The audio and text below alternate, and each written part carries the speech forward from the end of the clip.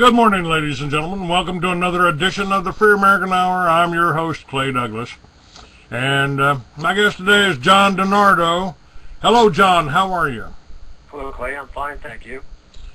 John, I've said we're going to be talking about the Planet X. And, of course, this was just a conspiracy theory when I started covering it on my radio show 10 or 15 years ago. But we've actually got articles now out in some major publications that are affirming there's something out there somewhere. Can you tell us about that? Yes, these articles were written many years ago before the newspapers and media were suppressed by the power elite, the ruling elite, whose major agenda is to prevent public panic. And therefore they lie to us by omission in so many cases in order to protect their financial empires. But I just wanted to say I thank you for being the first one who had, the first patriot broadcaster who had the open-mindedness to talk about Planet X, even to carry the book by Planet X, about Planet X, about 9 years ago. Nobody else would touch it. None of the other patriot broadcasters would even talk about it because they had closed their mind to something they knew nothing about. And that's what you call prejudice. People talk about how bad it is to be prejudiced.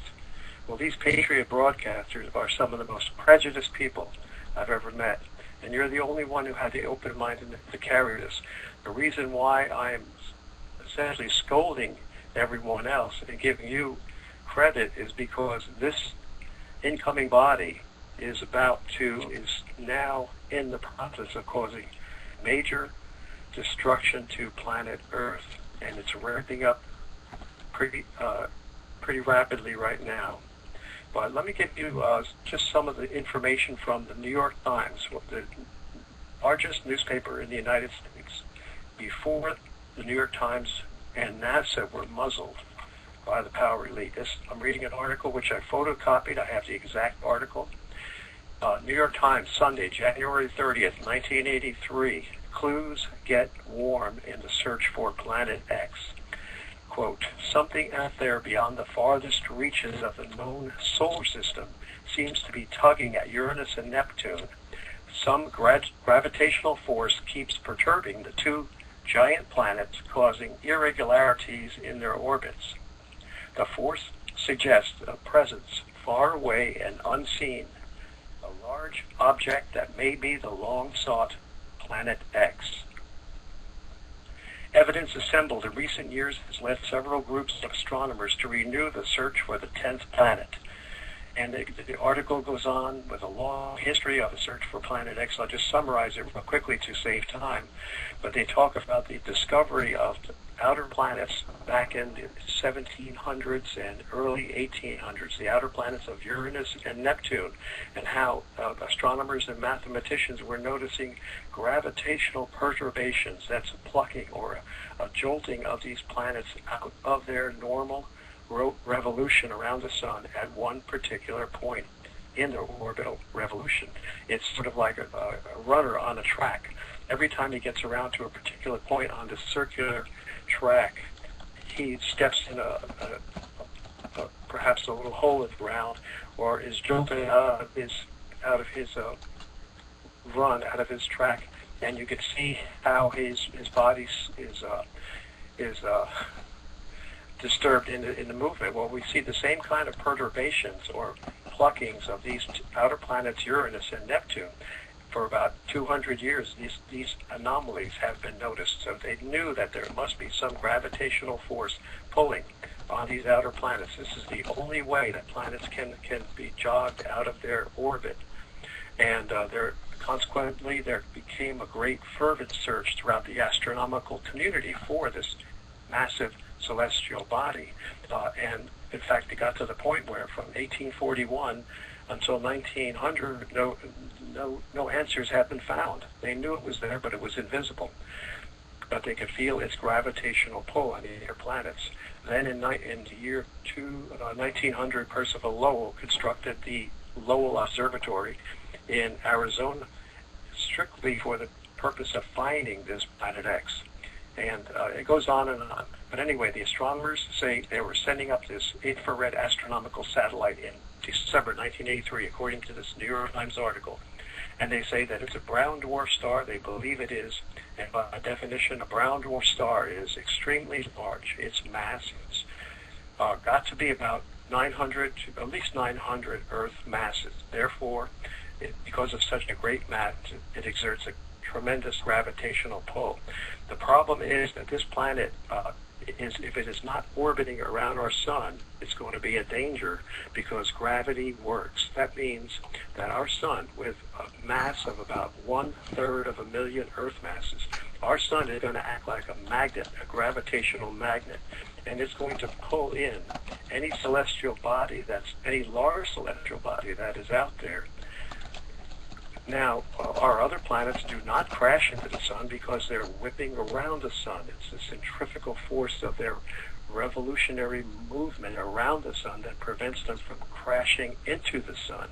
Otherwise, all of our planets would be sucked into the sun and destroyed also.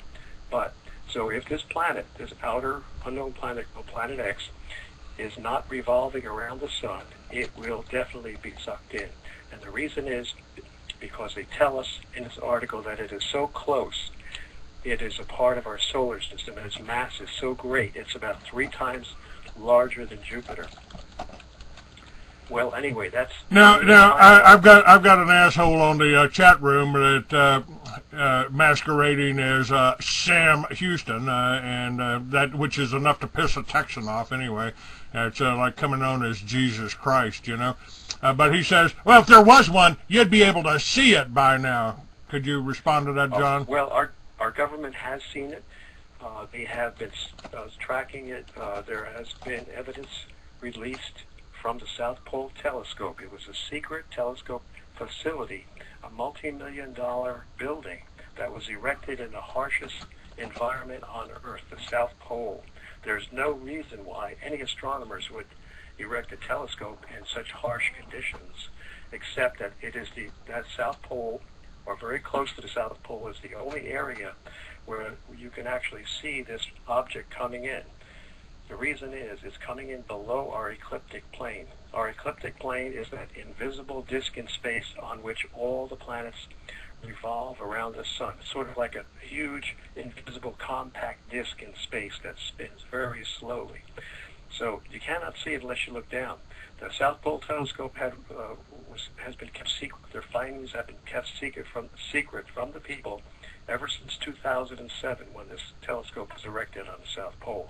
However, Marshall Masters, a former journalist for Cable News Network, has published pictures that someone put up on YouTube. This person must have been a friend of, or maybe even a direct worker, astronomer at the South Pole Telescope, who secretly released these photographs of Planet X. They put them up on YouTube, and in one day, it was taken down, obviously by the government. The person went by the name, the person who leaked the information went by the name Nibiru Shock 2012. That's Nibiru Shock 2012. Nibiru, incidentally, is the ancient Sumerian name that ancient cultures gave to this planet, because this planet comes in every several thousand years ago. In fact, every 36.5 centuries it comes in. So past civilizations have also seen it. Well, anyway, this man who leaked the information, he disappeared. We have not been able to make contact with him since then.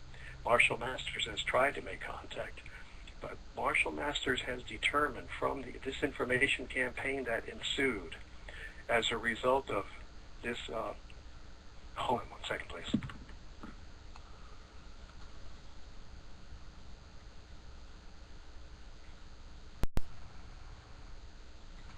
I'm sorry. That's as right. a result of the disinformation campaign that ensued after Nibiru Shock 2012's footage was taken down, Marshall Masters says the possibility of that this Nibiru Shock 2012 was credible. It's very highly likely that his report is credible. Well, there you go. You can see the pictures of this Planet X on Marshall Masters' website, yowusa.com. Just Google that and Nibiru Shock 2012, and you'll get the whole story. But what it looks like a huge glowing red ball with a tail, sort of like a flame-like red tail trailing behind it. And now the Chandra X-ray Observatory satellite of the United States government has also cited it, but they put out this information about it, and they also buried it on the back pages of the newspaper. This was about 2 years ago. You can hardly find it, but look up Chandra, Chandra, X-ray Observatory satellite, and you'll see that they discovered some huge comet, they say, but they don't know what it is. This is believed to be Planet X. Also, the government has been sending up space probes, space telescopes, and launching numerous solar observatories in conjunction with the European Space Agency and the Japanese Space Agency over the past several years. So this is all because the sun now is becoming highly excited by the electrical properties of this incoming brown dwarf star, which is saturated in plasma. That's electrified gases. And these electrified gases are now beginning to discharge the way your hands would discharge static electricity as you walk along a carpet and touch a metal object. They're beginning to discharge to the sun electrically, causing electrical excitations that are causing the sun to put out unprecedentedly large flares and coronal mass ejections. There is no reason in history, no record in history that we've seen such massive flares on such a prolonged basis, except that the sun would be excited by incoming celestial bodies. Their evidence is tremendous. You can go to several different major fields of study: the field of archaeology, the field of astronomy, the field of geology, the field of ancient history, the field of the Bible, the field of deep politics where they lie and deceive and murder people. All these different fields contain evidence that converges on the fact that this massive body is coming in and is causing destruction. Now the people, I think we should actually begin to warn people as to what they can do, because we're watching information footage on television that indicates tremendous damage occurring widespread around the world as a result of all forms of natural disasters: floods, tornadoes, straight-line windstorms. I was just watching the Weather Channel this morning, and the damage in Wisconsin and in Mapleton, Iowa, is just incredible. I've seen it so many times. I have so many videotapes that I've taken over the years, over the past 9 years, of all the damage caused by tornadoes, record numbers of tornadoes. And this is why we have to try to prepare ourselves in any way that we possibly can. We have to talk to people about what they can do to prevent their roofs, for example, from being damaged by huge hail. I mean, the hail that was presented, that was shown on the Weather Channel this weekend, was the size of baseballs. Cars were being damaged. Houses, they're talking, Weather Channel's even saying that your shingles are going to be damaged. And I'm trying to think of what I can do to protect the roof of my house and to protect my car. So we can talk about all these things, but to argue about whether this thing is coming in or not, that's suicidal. Well, the government is building bases now. Whether they're building these underground bases for nuclear war that they're trying to push us into, or if they're building it because they know a disaster's coming, just like supposedly God told Noah, and he built a ship, and that may have been the last passing of Planet X. Actually, that was the second to last. That was around 5300 BC. That is 36 and a half centuries ago times 2. 2 times 36.5 centuries ago was the great flood of Noah's day. We have geological evidence that indicates that from geologists Pittman and Ryan, who have done studies of the Black Sea, and they found that the flood of Noah's day occurred somewhere around between 5100 and 5300 BC. So yeah, they have these survival arcs. Now, go back and give me the dates here. When do they think the flood happened, and was that because of the passing of Planet X? I called it a conjunction in one of my fiction novels that I wrote 40 years ago. Well, every 36.5 centuries, just like clockwork, this huge brown dwarf star on a cometary orbit cycles into our solar system and back out again. As we all know, comets are very periodic. You can predict their orbital period almost like clockwork. For example, Halley's Comet is something like, 75 years? And then there's other comets like Comet Holmes, which came in about 3 years ago. Its period is about 110 years. So they're all like a pendulum on a grandfather's clock.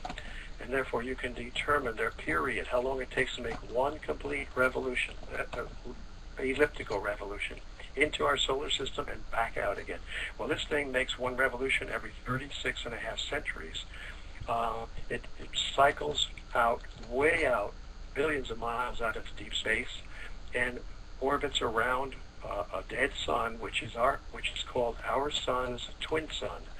Most astronomers know that most solar systems that they have observed are what they call binary solar systems. That means there are 2 suns in the solar system. Our solar system is typical of most solar systems in that it has a dead sun, a twin sun, many billions of miles out. So this brown dwarf star is sort of like a tennis ball being batted back and forth by 2 tennis players. And it takes 36.5 centuries to go back and forth one time. Well, okay, the last orbit then was, you count back 36.5 centuries, and you come to 1650 BC or thereabouts. That was the time when the great exodus, the Israelites' exodus from Egypt occurred. And there, at that time, you had the great explosion, probably the biggest explosion that can ever be traced in history, of a volcanic caldera. It was the Santorini, Santorini, Santorini volcanic caldera that exploded around 1650 BC, around 36.5 centuries ago. At that time, you'll read a recorded indirectly or obliquely in Exodus, the book of Exodus of the Bible, chapter 9, where God commands Moses and Aaron to cast up ashes from the furnace in the face of Pharaoh and his magicians. And God says when those ashes start coming down, it will burn the faces of all of Pharaoh and his magicians and cover the entire land of Egypt. So this was a symbolic command by 2 men, Moses and Aaron. They were to throw up ashes symbolically and cause the entire land of Egypt, as the Bible says, to be covered with volcanic ash. God had then ordained that at that time the Santorini volcano would have exploded prior to that time, giving the ash cloud from the volcanic caldera in the Aegean Sea north of Egypt enough time to drift southward through the skies and cover the entire land of Egypt. So we see geological evidence from the geologists saying, yes, that Santorini volcanic caldera explosion occurred around 1650 BC. And then we have the geologists Pittman and Ryan who say that the great flood of Noah was 5100 to 5300 BC. Well, that's another 36.5 centuries prior to 1650 BC. And then you go back one more cycle, another 36.5 centuries prior to 5300 BC, and you land on 9000 BC, which is believed to be the time when the continent Atlantis sunk into the sea, when you see land masses off the coast of virtually every continent in the world, sunken deep below the ocean, right off the coasts of Japan, sunken cities off the coast of Florida and Bermuda, sunken cities off the coast of 3,000 feet deep off the coast of Cuba, sunken cities and on and on. When they went down and looked, in fact, there was a psychic. I have him on videotape.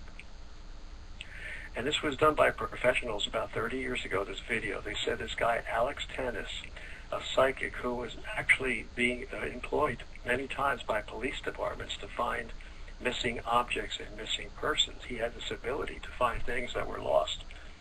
They asked him to try to find the lost civilization of Atlantis beneath the sea. And he said he went into an out-of-body experience, and I know it sounds very weird and supernatural, but he was in his out-of-body experience. He was able to go down below the ocean, he says, and he found this wonderful lost city with columns, marble columns and marble arches and marble temples and marble roadways. And he said it was just fantastic and spectacular to see in this vision that he had. Well, they said they did not take him seriously, but then they went out to the exact coordinates in the ocean where he had determined that this lost city was located, and it was 40 miles off the coast of Florida. They found what Alex Tannis had described. Of course, by now it was covered with coral encrusted, but they found a temple, and they have a video. On this videotape I have, there is an actual sonar picture looking down below at this pyramid without the capstone. And we all know what a pyramid without the capstone means. It's a part of the occult. It's a symbol of the occult usurpation and dominance of the world, the New World Order. So they had a New World Order even back then during the time of Atlantis. Well, that's kind of, John, have you ever been to my archives and read The Future Past? It's a fiction that I have up on my archives page. No, but it sounds interesting. Yeah, and the scenario, actually it's up on my main page under, now I've got that kind of lumped into Legend of Lucifer, or Lucifer's Legend. And it's a story of actually 7,000 years ago, the first passing of Planet X that destroyed Atlantis. And in my fiction book, they built Earth ships to survive the passing. These are craft capable of interplanetary travel, what you would call UFOs, and they built about a half a dozen of them: the Olympus, the Asgard, and Heaven. And my character Lucifer was the co-captain or first mate of the Earth ship Heaven, captained by Tetragrammaton Lord, who went crazy after his wife was killed and is the result of all of our religions. And matter of fact, it starts out when my character rediscovers and finds this first Earth ship. He finds a memoir from his captain that says, I was mad. I was mad once. I went, and he went crazy, and hopes for someday, people will be able to forgive him for what he's done. Now, this book, although it'll be fiction, will probably really upset the Christians, the Muslims, and the Jews, because in my fiction book, Lucifer was a guy trying to help the mankind, and the Captain Lord was simply wanted to continue the slavery that they had set up on this planet thousands of years ago, maybe 100,000 years ago. And we're and the human race here is a result of being inhabitants of a slave planet. Well, if you read Morals and Dogma, I haven't read the book, I haven't gotten the book, but the book Morals and Dogma by Albert Pike, it was in the late 1800s. Albert Pike was the grand sovereign commander of the ancient and accepted Scottish rite of Freemasonry, and a very evil man, as we know. Albert Pike stated that we, in the Freemasonry, worship Lucifer as God. So that's what the power elite worship. George Herbert Walker Bush, that wonderful man, worships Lucifer. George W. Bush worships Lucifer. The Illuminati worship Lucifer, but he's not really Lucifer. God called him Satan, which means the adversary. So I would never be worshiping or even speaking well of these, of someone who's worshipped by the most evil men on earth. Well, what if, Jesus Christ came down to teach us that, he said, you can do what I do and more. And the churches have taken over that, and maybe that's what happened to the Masons. Maybe they started out as good, and then the evil ones infiltrated, took them over like they took over the Catholic Church. And if you look back on 2,000 years of history of the Catholic Church, they ain't been real good Christians, have they? No, these are evil men. You see, most men on earth, all of us, are indwelled by demonic spirits. The Lord Jesus, God the Savior, told us that if you're not with me, you're against me. Or if he who does not gather scattereth abroad. What he was saying, and most people do not understand the symbolic meaning of what God the Savior said, but if we don't have the Spirit, if we do not call forth, invoke the Spirit of God, then we are automatically indwelled by demons. We cannot be a spiritual vacuum. These demons will indwell us without us even knowing it. There's a man named Howard Pittman who actually died for a short period of time from a heart problem, and while he was dead for maybe several minutes, he was taken to see these demonic spirits. He was taken by an angel to see the demons invisibly dwell all around us, and their sole purpose is to keep us from communing with God. That's why you find that people find it so difficult to pray to God, because they just don't feel like it. They don't want to. It's a typical, normal characteristic not to shun God. Matter of fact, because of these demonic spirits. So they've been around for ever since the human race.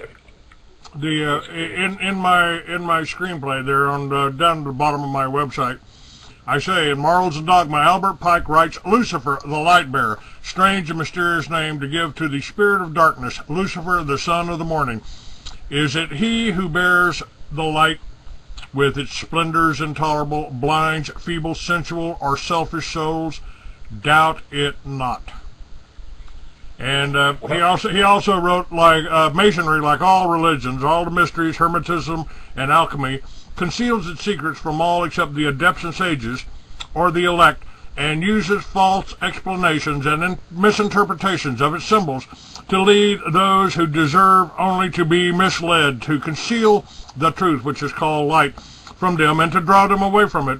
Truth is not for those who are unworthy or unable to receive it, or would pervert it. The truth must be kept secret, and the masses